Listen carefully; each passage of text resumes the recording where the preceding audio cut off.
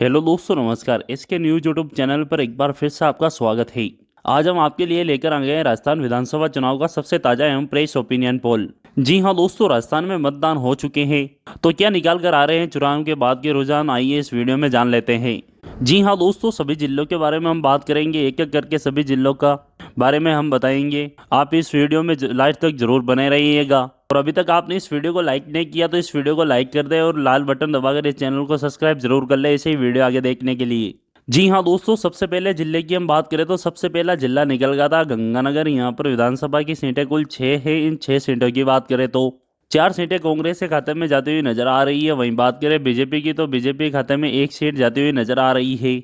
वहीं बात आगे अन्य की करें तो अन्य के खाते में भी 1 सीट जाती हुई नजर आ रही है गंगानगर से। जी हाँ दोस्तों, इसी के साथ अगला क्षेत्र निकल गया था बीकानेर। यहाँ पर विधानसभा की सीटें कुल 7 है। इन 7 सीटों की बात करें तो कांग्रेस पार्टी के खाते में 4 सीटें जाती हुई नजर आ रही है। वहीं बात करें बीजेपी की तो बीजेपी के खाते में 3 सीटें जाती हुई नजर आ रही है। वहीं बात आगे अन्य की करें तो अन्य के खाते में 0 सीटें जाती हुई नजर आ रही है बीकानेर से।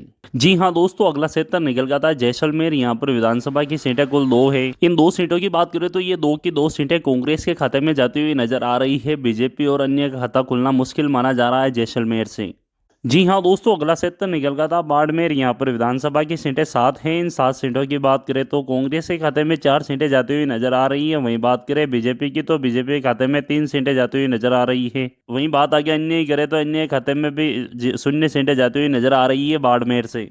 जी हाँ दोस्तों, अगले क्षेत्र की बात करें तो अगला क्षेत्र निकल गया था जालोर। यहाँ पर विधानसभा की सीटें कुल 5 हैं। इन 5 सीटों की बात करें तो 3 सीटें कांग्रेस के खाते में जाती हुई नजर आ रही है। वहीं बात करें बीजेपी की तो बीजेपी के खाते में 2 सीटें जाती हुई नजर आ रही है। वहीं बात आगे अन्य की करें तो अन्य के खाते में 0 सीटें जाती हुई नजर आ रही है जालोर से। जी हाँ दोस्तों, अगला क्षेत्र निकल गया था सिरोही। यहाँ पर विधानसभा की सीटें कुल 3 हैं। इन 3 सीटों की बात करें तो कांग्रेस के खाते में 1 सीट जाती हुई नजर आ रही है। बीजेपी के खाते में 2 सीटें जाती हुई नजर आ रही है। वहीं बात आगे अन्य की करें तो अन्य खाता खुलना मुश्किल माना जा रहा है सिरोही से।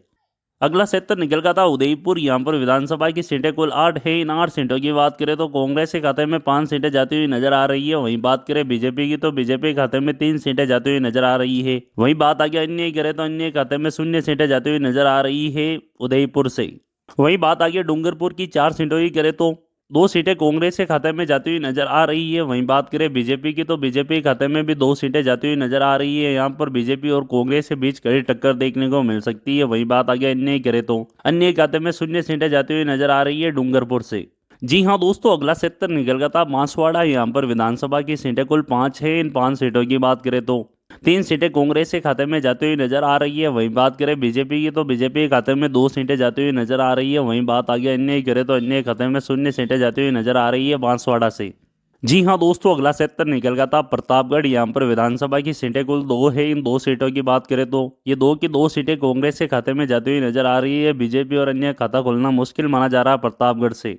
जी हाँ दोस्तों, अभी तक हमने 49 सीटों पर चर्चा कर ली है। इन 49 सीटों की बात करें तो 30 सीटें कांग्रेस के खाते में जाती हुई नजर आ रही है ओपिनियन पोल के अनुसार। वहीं बात आगे बीजेपी की करें तो बीजेपी के खाते में 18 सीटें जाती हुई नजर आ रही है ओपिनियन पोल के अनुसार। वहीं आगे अन्य की बात करें तो अन्य के खाते में 1 सीट जाती हुई नजर आ रही है अभी तक ओपिनियन पोल के अनुसार। जी हाँ दोस्तों, अगला क्षेत्र निकल गया था झालावाड़। यहाँ पर विधानसभा की सीटें कुल 4 हैं। इन 4 सीटों की बात करें तो 2 सीट कांग्रेस के खाते में जाती हुई नजर आ रही है। 2 ही सीट बीजेपी के खाते में जाती हुई नजर आ रही है। वहीं बात आगे अन्य की करें तो अन्य खाते में 0 सीटें जाती हुई नजर आ रही है झालावाड़ से। जी हाँ दोस्तों, अगला क्षेत्र निकल गया था चित्तौड़गढ़। यहाँ पर विधानसभा की सीटें कुल 5 हैं। इन 5 सीटों की बात करें तो 3 सीटें कांग्रेस के खाते में जाती हुई नजर आ रही है। वहीं बात करें बीजेपी की तो बीजेपी के खाते में 2 सीटें जाती हुई नजर आ रही है। वहीं बात आगे अन्य की करें तो अन्य खाते में 0 सीटें जाती हुई नजर आ रही है चित्तौड़गढ़ से। वही बात आगे कोटा की 6 सीटों की करें तो इन 6 सीटों की बात करें तो कांग्रेस के खाते में 3 सीटें जाती हुई नजर आ रही है। वहीं बात अगर बीजेपी की करें तो बीजेपी के खाते में 2 सीटें जाती हुई नजर आ रही है। अन्य के खाते में 1 सीट जाती हुई नजर आ रही है कोटा से। जी हाँ दोस्तों, अगला क्षेत्र निकल गया था 12। यहाँ पर विधानसभा की सीटें कुल 4 हैं। इन 4 सीटों की बात करें तो 2 सीटें कांग्रेस के खाते में जाती हुई नजर आ रही है। वहीं बात आगे बीजेपी की करें तो बीजेपी के खाते में भी 2 सीटें जाती हुई नजर आ रही है। बात अन्य की करें तो अन्य खाते में 0 सीटें जाती हुई नजर आ रही है 12 से। जी हाँ दोस्तों, अगला क्षेत्र निकल गया था सवाई माधोपुर। यहाँ पर विधानसभा की सीटें कुल 4 है। इन 4 सीटों की बात करें तो कांग्रेस के खाते में 3 सीटें जाती हुई नजर आ रही है। वहीं बात आगे बीजेपी की करें तो बीजेपी के खाते में 1 सीट जाती हुई नजर आ रही है। वहीं बात आगे अन्य की करें तो अन्य खाते में 0 सीटें जाती हुई नजर आ रही है सवाई माधोपुर से। जी हाँ दोस्तों, अगला सेक्टर निकल गया था जयपुर। यहाँ पर विधानसभा की सीटें 19 से इन 19 सीटों की बात करें तो 10 सीटें कांग्रेस के खाते में जाती हुई नजर आ रही है। वही बात आगे बीजेपी करे तो बीजेपी खाते में 8 सीटें जाती हुई नजर आ रही है। वही बात आगे अन्य करे तो अन्य खाते में 1 सीट जाती हुई नजर आ रही है जयपुर से। आपको बता दें कि कांग्रेस पार्टी जयपुर में बीजेपी से अधिक अधिक मजबूत है और यहाँ सरकार कांग्रेस की बनेगी। जी हाँ दोस्तों, अगले सेक्टर की बात करें तो अगला सेक्टर निकल गया था करौली। यहाँ पर विधानसभा की सीटें कुल 4 है। इन 4 सीटों की बात करें तो 2 सीट कांग्रेस के खाते में जाती हुई नजर आ रही है। वहीं बात आगे बीजेपी करे तो बीजेपी खाते में भी 2 सीटें जाती हुई नजर आ रही है। अन्य की बात करें तो अन्य खाता खुलना मुश्किल माना जा रहा है करौली से। जी हाँ दोस्तों, अगला सेक्टर निकल गया था धौलपुर। यहाँ पर विधानसभा की सीटें कुल 4 हैं। इन 4 सीटों की बात करें तो 2 सीटें बीजेपी खाते में जाते हुए नजर आ रही है, 2 ही सीटें कांग्रेस के खाते में जाते हुए नजर आ रही है। अन्य का खाता खुलना मुश्किल माना जा रहा है धौलपुर से। जी हाँ दोस्तों, अगला सेक्टर निकल गया था भरतपुर। यहाँ पर विधानसभा की सीटें कुल 7 है। इन 7 सीटों की बात करें तो 4 सीटें कांग्रेस के खाते में जाते हुए नजर आ रही है। वहीं बात आगे बीजेपी करे तो बीजेपी खाते में 3 सीटें जाती हुई नजर आ रही है। अन्य की बात करें तो अन्य खाता खुलना मुश्किल माना जा रहा है भरतपुर से। जी हाँ दोस्तों, बात आगे अलवर की 11 सीटों की करें तो इन 11 सीटों की बात करें तो 7 सीटें कांग्रेस के खाते में जाती हुई नजर आ रही है। वहीं बात आगे बीजेपी करे तो बीजेपी खाते में 4 सीटें जाती हुई नजर आ रही है। वहीं अन्य की बात करें तो अन्य खाता खोलना मुश्किल माना जा रहा है अलवर से। जी हाँ दोस्तों, अगला सेक्टर निकल गया था सीकर। यहाँ पर विधानसभा की सीटें 8 है। इन 8 सीटों की बात करें तो 4 सीटें कांग्रेस के खाते में जाती हुई नजर आ रही है, 4 ही सीटें बीजेपी के खाते में जाती हुई नजर आ रही है। अन्य का खाता खोलना मुश्किल माना जा रहा है सीकर से। जी हाँ दोस्तों, अगला सेक्टर निकल गया था झुंझुनू। यहाँ पर विधानसभा की सीटें कुल 7 है। इन 7 सीटों की बात करें तो 4 सीटें कांग्रेस के खाते में जा सकती है। वहीं बात आगे बीजेपी की करे तो बीजेपी खाते में 3 सीटें जा सकती है। वहीं बात अन्य की करे तो अन्य खाता खुलना मुश्किल माना जा रहा है झुंझुनू से।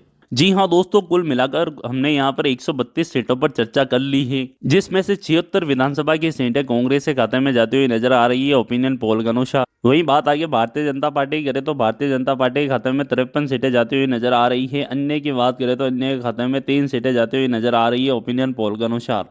अब तक जो बहुमत का आंकड़ा वो कांग्रेस पार्टी ने पार नहीं किया, लेकिन 132 सीटों में से जो बहुमत का आंकड़ा वो कांग्रेस पार्टी ने पार कर लिया है।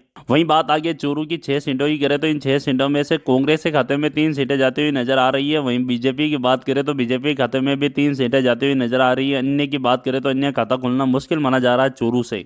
जी हाँ दोस्तों, अगला सेक्टर निकल गया था भीलवाड़ा। यहाँ पर विधानसभा की सीटें 7 है। इन 7 सीटों की बात करें तो 4 सीटें कांग्रेस के खाते में जाती हुई नजर आ रही है, 3 सीटें बीजेपी के खाते में जाती हुई नजर आ रही है। अन्य की बात करें तो अन्य खाता खुलना मुश्किल माना जा रहा है भीलवाड़ा से। जी हाँ दोस्तों, अगला सेक्टर निकल गया था राजसमंद। यहाँ पर विधानसभा की सीटें कुल 4 हैं। इन 4 सीटों की बात करें तो 2 सीटें कांग्रेस के खाते में जाती हुई नजर आ रही है। वहीं बात आगे बीजेपी करे तो बीजेपी के खाते में भी 2 सीटें जाती हुई नजर आ रही है। अन्य की बात करें तो अन्य खाता खुलना मुश्किल माना जा रहा है राजसमंद से। जी हाँ दोस्तों, अगला सेक्टर निकल गया था हनुमानगढ़। यहाँ पर विधानसभा की सीटें कुल 5 है। इन 5 सीटों की बात करें तो 2 सीटें कांग्रेस पार्टी के खाते में जाती हुई नजर आ रही है, 2 सीटें बीजेपी पार्टी के खाते में जाती हुई नजर आ रही है। अन्य के खाते में 1 सीट जाती हुई नजर आ रही है हनुमानगढ़ से। जी हाँ दोस्तों, अगला सेक्टर निकल गया था नागौर। यहाँ पर विधानसभा की सीटें 10 है। इन 10 सीटों की बात करें तो कांग्रेस के खाते में 2 सीट जाती हुई नजर आ रही है। वहीं बात आगे बीजेपी करे तो बीजेपी के खाते में 4 सीटें जाती हुई नजर आ रही है। अन्य के खाते में भी 4 सीटें जाती हुई नजर आ रही है नागौर से। जी हाँ दोस्तों, बात आगे करें जोधपुर की 10 सीटों की तो 5 सीटें कांग्रेस के खाते में जाती हुई नजर आ रही है, 4 सीटें बीजेपी के खाते में जाती हुई नजर आ रही है, 1 सीट अन्य के खाते में जाती हुई नजर आ रही है जोधपुर से। जी हाँ दोस्तों, अगला सेक्टर निकल गया था पाली। यहाँ पर विधानसभा की सीटें 6 है। इन 6 सीटों की बात करें तो कांग्रेस के खाते में 3 सीटें जाती हुई नजर आ रही है, बीजेपी के खाते में भी 3 सीटें जाती हुई नजर आ रही है। वहीं बात आगे अन्य की करें तो अन्य खाते में 0 सीटें जाती हुई नजर आ रही है पाली से। जी हाँ दोस्तों, अगला सेक्टर निकल गया था अजमेर। यहाँ पर विधानसभा की सीटें कुल 8 हैं। इन 8 सीटों की बात करें तो 5 सीटें कांग्रेस के खाते में जाती हुई नजर आ रही है, 3 सीटें बीजेपी के खाते में जाती हुई नजर आ रही है। अन्य के खाते में 0 सीटें जाती हुई नजर आ रही है अजमेर से। बता दें कि अजमेर में कांग्रेस और बीजेपी में जबरदस्त टक्कर देखने को मिल सकती है।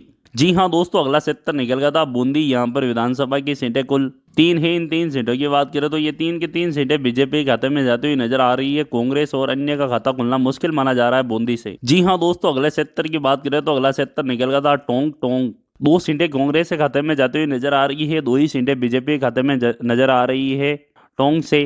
वहीं बात आगे अन्य करे तो अन्य खाता खोलना मुश्किल माना जा रहा है टोंक से। जी हाँ दोस्तों, लास्ट सेक्टर निकल गया था दौसा। यहाँ पर विधानसभा की सीटें कुल 5 है। इन 5 सीटों की बात करें तो 2 सीटें कांग्रेस के खाते में जाती हुई नजर आ रही है, 2 ही सीटें बीजेपी के खाते में जाती हुई नजर आ रही है, 1 सीट अन्य खाते में जाती हुई नजर आ रही है दौसा से। जी हाँ दोस्तों, हमने राजस्थान की 200 सीटों पर चर्चा कर ली है। कुल मिलाकर यहाँ पर एक बात तो स्पष्ट हो गई, अशोक गहलोत की योजनाओं का प्रभाव यहाँ पर धरातल पर पहुंचा है। धरातल तक लोगों को सुविधाएं मिली हैं और इसी के चलते अशोक गहलोत की योजनाओं के चलते राज्य में एक बार फिर से अशोक कांग्रेस की सरकार बन रही है। ओपिनियन पोल के अनुसार बात करें तो 106 सीटों पर कांग्रेस पार्टी बहुमत हासिल कर सकती है। वहीं बात अगर बीजेपी की करे तो बीजेपी खाते में 84 सीटें आ सकती है ओपिनियन पोल के अनुसार। वहीं बात आगे अन्य की करे तो अन्य खाते में 10 सीटें जा सकती है। इस ओपिनियन पोल को देखकर आपको ये लगता है, आपकी राय हमें कमेंट बॉक्स में जरूर बताएं। वीडियो पसंद आए तो इस वीडियो को लाइक कर दे। ऐसे ही वीडियो आगे देखने के लिए इस चैनल को सब्सक्राइब कर ले। वीडियो पूरा देखने के लिए धन्यवाद।